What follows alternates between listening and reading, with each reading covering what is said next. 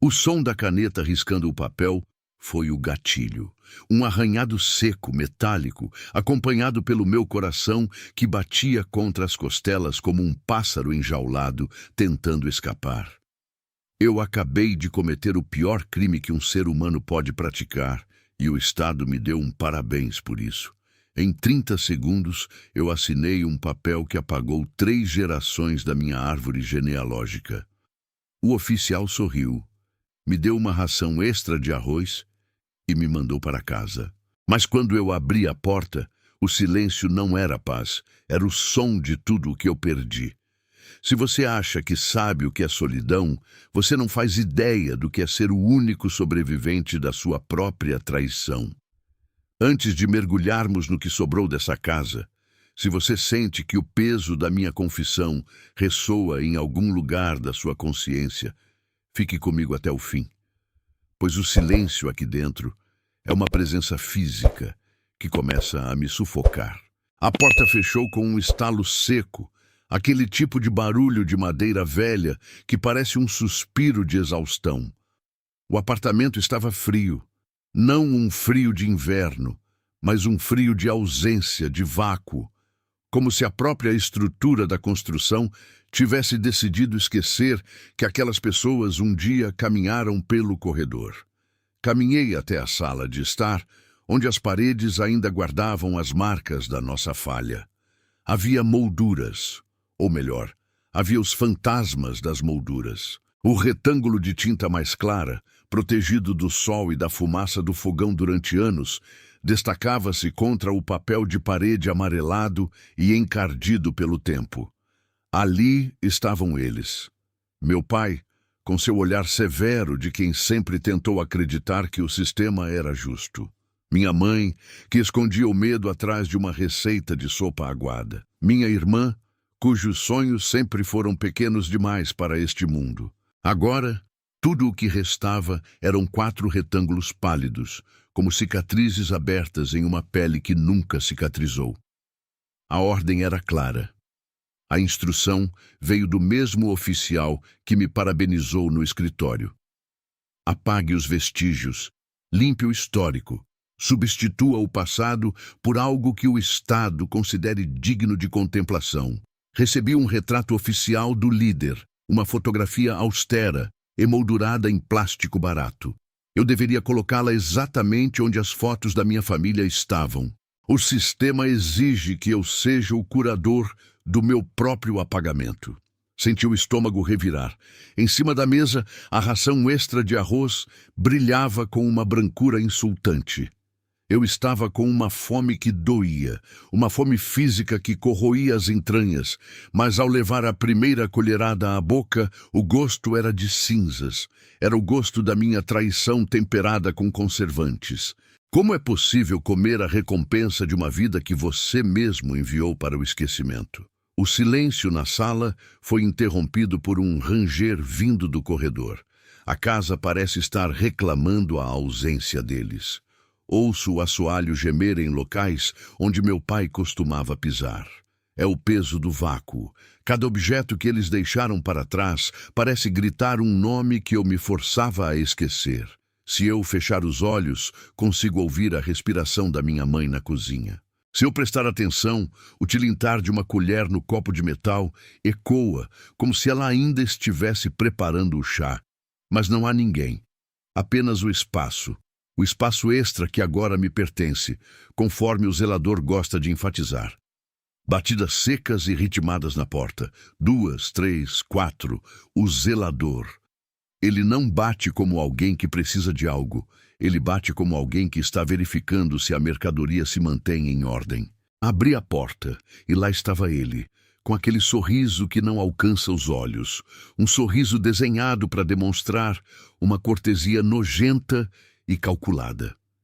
Ele entrou sem que eu precisasse convidar, seus olhos varrendo a sala com uma curiosidade predatória. Ele olhou para as paredes nuas, para as manchas claras onde as fotos da minha família costumavam pendurar. Com um gesto gracioso, ele passou a mão pelo papel de parede e limpou uma partícula de poeira imaginária. Estou aqui apenas para ver se você está confortável com o espaço extra, ele disse, e a voz dele soou como lixa em madeira seca. Sabe, é uma grande honra ter um apartamento tão amplo e arejado após uma limpeza tão necessária. O silêncio que se seguiu foi absoluto. 3 longos segundos, onde apenas a minha respiração pesada preenchia o ambiente. Por que ele insiste em vir aqui todas as noites? O que ele espera encontrar? Ele saiu mantendo aquela postura solene, deixando um rastro de desinfetante barato que ardia no nariz. Eu voltei para os pedaços de papel que escondi sob o colchão antes da revista. Eram esboços. Com os dedos trêmulos, eu tentava desenhar os rostos deles no verso de propagandas antigas do partido. Tentei capturar o arco da sobrancelha da minha mãe, a curva do sorriso da minha irmã, a linha dura da mandíbula do meu pai. Mas o traço saía errado. A cada tentativa, os rostos pareciam se dissolver, como areia sob a chuva. É um fenômeno aterrorizante.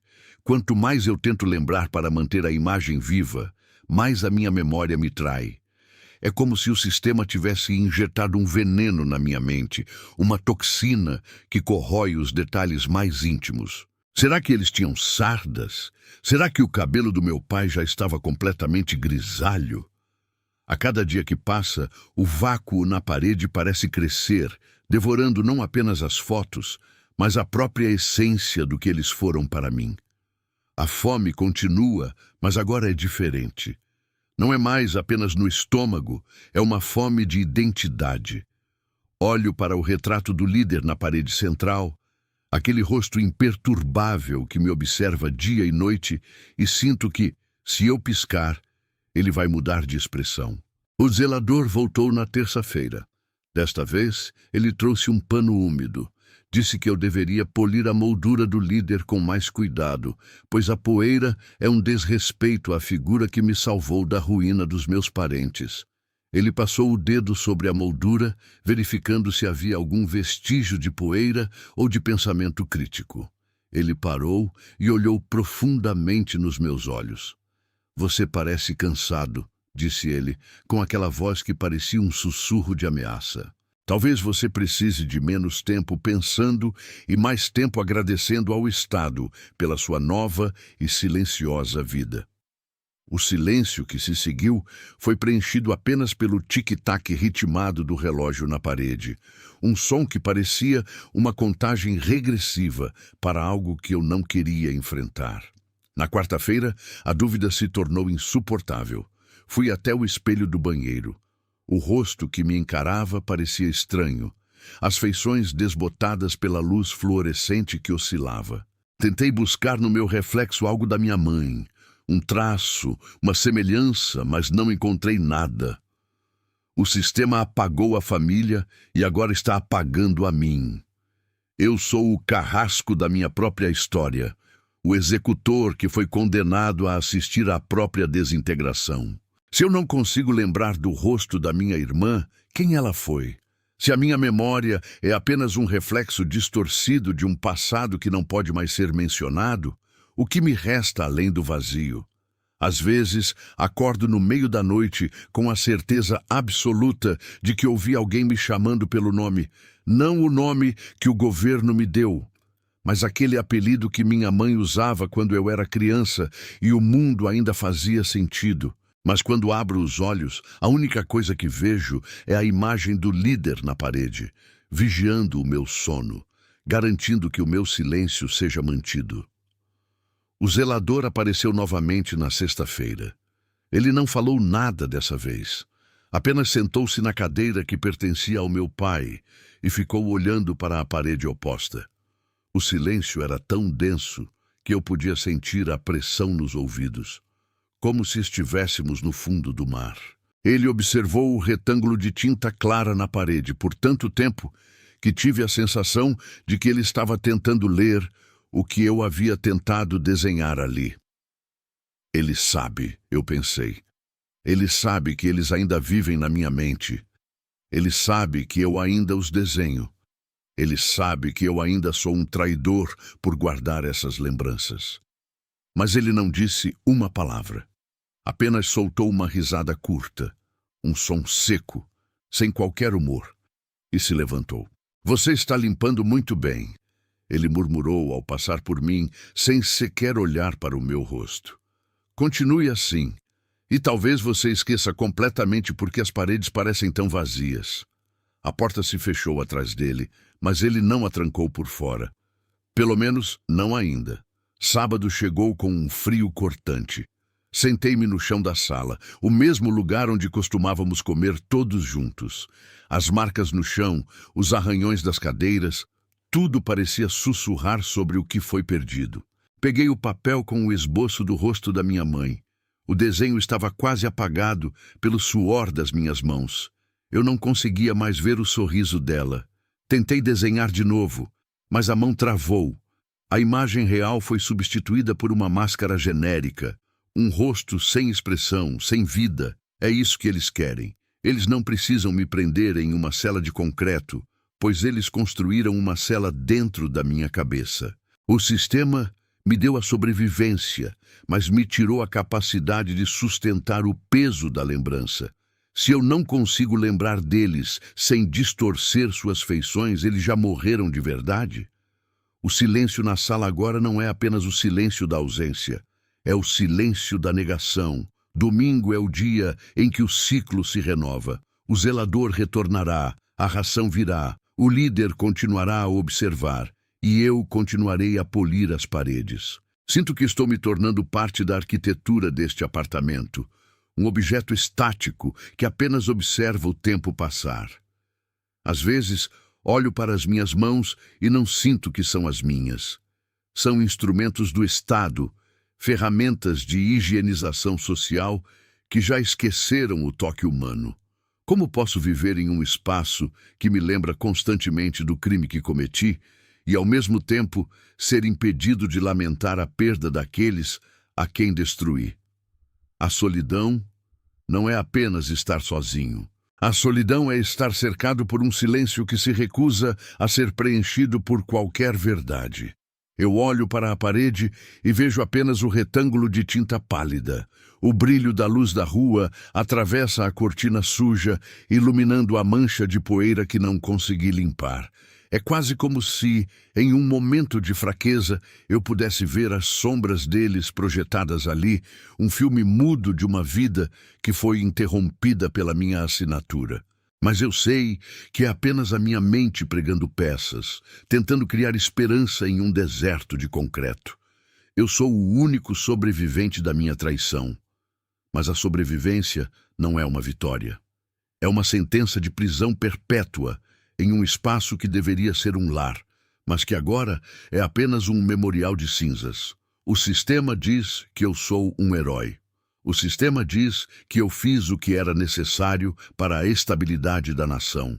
Eles me parabenizam pela minha lealdade, como se a lealdade pudesse apagar o sangue das minhas mãos. Mas a minha consciência, essa pequena faísca que ainda tenta resistir, me diz que eu sou apenas um fantasma. Eu trouxe essa história para a luz, esta confissão desesperada, para que você entenda que, em regimes assim, a sobrevivência custa a sua alma. Não há recompensa que valha o peso do silêncio que agora habita este apartamento. Se você sentiu o peso desse silêncio comigo, se você compreendeu o horror que é ter que esquecer aqueles que nos deram a vida, deixe estou ouvindo nos comentários. Sua interação é a única coisa que me prova que eu ainda existo fora desse apartamento, que eu não sou apenas mais uma sombra nesta sala vazia. O som do trinco da porta sendo girado ecoou pelo corredor. O zelador voltou, mais cedo do que o esperado. Ouço os passos pesados dele se aproximando, o ranger da madeira denunciando cada centímetro de sua aproximação. Ele não bateu desta vez. Ele simplesmente parou do lado de fora, e o silêncio que se seguiu foi mais profundo, mais pesado do que todos os anteriores. Sinto o frio subir pelas paredes, o ar tornando-se rarefeito. O som da chave girando na fechadura externa soou como um tiro na quietude da noite. Ele está me trancando. Ele não precisa mais da minha colaboração. Ele não precisa mais verificar se estou limpo. Ele apenas precisa garantir que a testemunha do crime não saia para contar a história. O barulho do metal contra o metal foi definitivo. A porta agora está trancada por fora. Estou sozinho no silêncio, preso na minha própria recompensa. O retângulo na parede parece brilhar na penumbra. Um vazio perfeito. Uma moldura para o nada. Se eu bater na porta, ninguém virá. Se eu gritar, o silêncio irá absorver o som. Agora eu sou parte do apartamento. Agora eu sou parte do apagamento. O último pensamento que me resta antes que a escuridão tome conta de vez é uma pergunta sem resposta. Uma pergunta que ecoa na minha cabeça enquanto olho para o retrato do líder. Se ninguém se lembrar de quem eu fui, terei realmente existido? O silêncio responde com o som da minha própria respiração, cada vez mais lenta, cada vez mais fraca, enquanto as paredes parecem se fechar sobre mim, transformando este lugar de luxo em um mausoléu silencioso. Não há nada além da marca na parede. Não há nada além do vazio. E no final, o silêncio venceu.